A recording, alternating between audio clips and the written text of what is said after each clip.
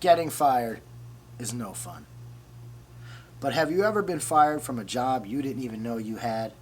Well, I have. And here's the story. I've worked in music my entire life, essentially being self-employed since I was in my teens. I did have one spell working a regular job when I was in between band/musical situations that lasted maybe, I don't remember, maybe 9 to 11 months. And it ended, and I never went back to working for someone else. But that doesn't mean I've never been fired.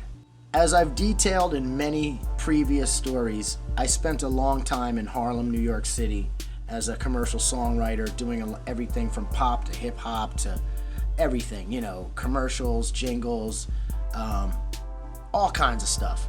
And in the course of that work, we did tons of celebrity clients. So I've done a lot of music for celebrity artists, especially people, because this is going back about 9 years. So if you're looking at people that were hot 8 to 10 years ago, I worked with a lot of those people, including Justin Bieber.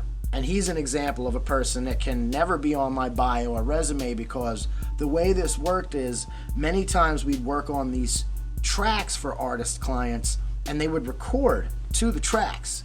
So the artist has, you know, our music. I'm the hooks guy. I was the guy that was always on the hooks. And they've recorded the track, but really that was like one jump or gate you had to get through to getting a track placed. The artist has now recorded your track, but now are they going to release it? And the ratio is really like 10 out of 100 tracks get placed, even after the artist has already recorded the track. It's a really workmanlike process. It's for someone who's like, it's like mining. It's like coal mining. It's musical coal mining, man. So in the course of this work, I've done tons of celebrities. I've seen tracks go with the famous guy has now recorded to it, and is their label going to clear it? I've had stories where this is a hit, this is going to be a bona fide hit, bam, there's a sample in there, somebody from the old band is upset, they won't clear the sample, boom, there goes that hit. Warner Brothers says we can't do it now. So I've been in every situation from that to, you know, whatever, at all, right?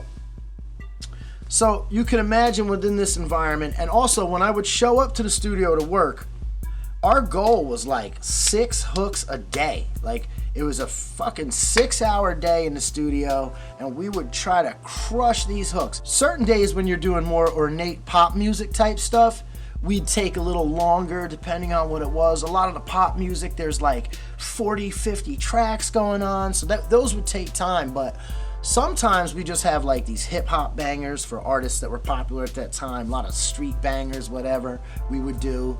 And it would be like one lead vocal, boom, boom, boom. So within that kind of work environment, you can imagine that after a while, because I did this for years, you become a little bit desensitized to, oh, so this next track that we're gonna be working on is for Joe Blow such and such, who's hot right now. You know, like, because the first time you hear about that, you get super excited, and it's like, oh my God, I'm working on a track for Joe Blow. And, you know, after a few years of it, it becomes very commonplace. So you don't get as excited and worked up about it. So it was on a day like this, when we were in the midst of a 6-song grind, okay, goal for the day. So the way it would work is, after we completed a track, I'd come back to the control room and sit down and kind of just space out on my phone on the couch, while my producer and good friend Goodwill would bring up whatever the next project we were going to be working on was. And like I said, by this time I've gotten used to hearing, oh, this next track is for, you know, Dionne Warwick, or, you know, whoever, right? So I didn't think much of it when he said to me, okay, cool, this next track is for Akon and Britney Spears. I didn't even look up from my phone. Now, a little bit of backstory. At this point in time, I've already done several tracks for Akon that were placed and released. So it's like, we've already had a lot of success with this particular artist. And it was exciting, but it was like, oh, it's another one. Not to discredit the excitement, but it was super exciting. But it was like, okay, it's another Akon track. But he says, oh, it's Akon and Britney Spears. Now here's the thing. At this point in time, Britney was going through this meltdown thing, and it was tabloid stuff and all this weird stuff, and she kind of hadn't been heard from in a year and a half, or I don't know how long, but it had been a long time.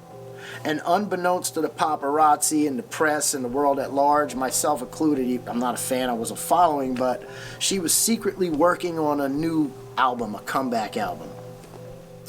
The track we were working on was slated to be one of the tracks on this album, but we didn't know this at the time. I didn't know it. And to be quite frank, I didn't fucking care. But what happened was, he says this to me, and as he says it to me, I'm looking down at my phone, spacing out, and I'm on Twitter, and when he said it to me, I just as a matter of fact, because what I would do, I would tweet what we were working on. Okay, we're working on this next track, it's going to be called this, that, just kind of screwing with Twitter, whatever. I'm not that much of a Twitter guy, but whatever. So, as he says it to me, I'm looking down, and I just tweet, wow, what a day it's been already. Something to the effect of, now I'm going to post it in the notes for this story so you can click the link and see the exact tweet, whatever, but it was something to the extent of, what a day it's been already, now working on a track for Akon with Britney Spears, WTF, what's going to happen next, was something to that extent. And I tweeted it. Then we worked on the track. Bam, bam, bam. We did it. I think I came back for one more day of tracking on this song. But again, it was like 2 days later, and again, it was within the midst of a 6-song day. So it was just like, oh, we're going to tighten up a couple of things on that Britney tune, whatever. That was probably the next day. Maybe the day after that, my friend calls me. He goes, something's going on with this track, the Britney thing. Did you, tell somebody that we were working on that? And at first I didn't know what the fuck he was talking about. But then I'm like, well, on my Twitter, I mentioned that we were working on another Akon track with Britney. He's like, oh, man, this is not good. He goes, your tweet was just on MTV. I said, fucking MTV? How'd they get my shit? I was so confused. I didn't know what was going on, man. So I went right to the internet. Story. And the story was based on a story from the Associated Press, which is even bigger than fucking MTV, man. So the Associated Press got my tweet and fucking made a huge story, like a worldwide news blast story about the fucking tweet. And I was fucking flabbergasted. But here's the gist of what happened. So nobody knows what Britney Spears is doing. She's been in hiding. She's working on this record in secret. Boom, where is she? And, who done it and all this, and where's Waldo? And out of nowhere comes my tweet from outer space, and they coupled it with another tweet from a very famous LA-based producer that was also working on the album. And what the Associated Press did, was they took his tweet, my tweet, put them together, and there's the story. The story's about 5, 6, 8 sentences, and the gist of it is, Britney Spears is secretly working on a new album. Details have been revealed by producer blah blah blah and reggae artist Predator Dub Assassins, who tweeted, and they gave this guy's quote and they gave my quote. They mashed those together in a story. They put it out to the worldwide news outlets, and then outlets like MTV and et al, whatever the news outlets are online, paraphrase the story and put out their own version of it. And then you can imagine that the fan blogs, Perez Hilton, and all the famous blogs like that carry the story with their opinion on the situation. Who's this Predator Dub Assassins? Some of the fans were not very favorable about. So the gist of it was this. He responded to this media onslaught with a simple tweet. Because remember, they're kind of low-key from the media. Haven't been talking to the media. But now dude, as the manager, he has to respond. And he responded with a single tweet, something to the effect of, we are certainly not working on a new Britney album.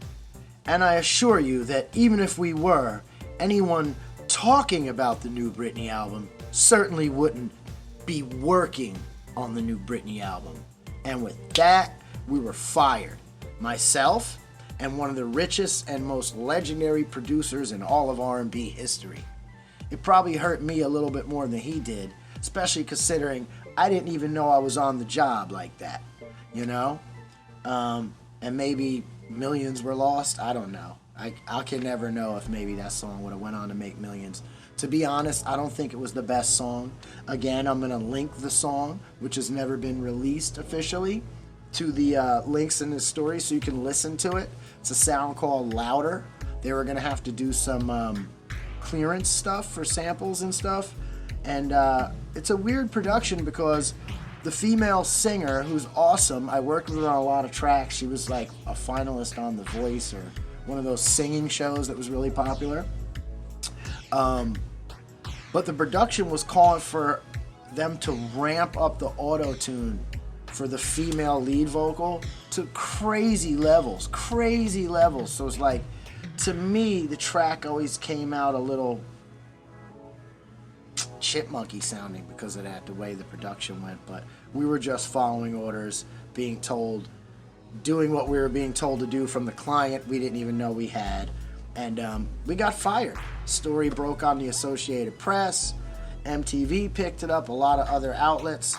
And it wasn't the last time I was fired by a celebrity for a weird job that I wasn't even really supposed to be on anyway. But it was the first time, and it was pretty interesting. I'm sure you would agree. I'm going to keep the links to the articles and the things I mentioned in the story so you can check them out for yourself. And let me know what you think. And that's the story. It's your boy Dubby. Thanks for listening. I appreciate you guys. I love you, man. I'll talk to you soon. You! Louder. Turn it up, turn it up. Louder, louder. Turn it up, louder, louder. It's you and me together, girl. Tonight we gonna save the world. Feel the bass, turn it up. Let the music play everywhere. And we don't care where you party. People move your bodies, and we keep it rocking. DJ play it louder. Anytime.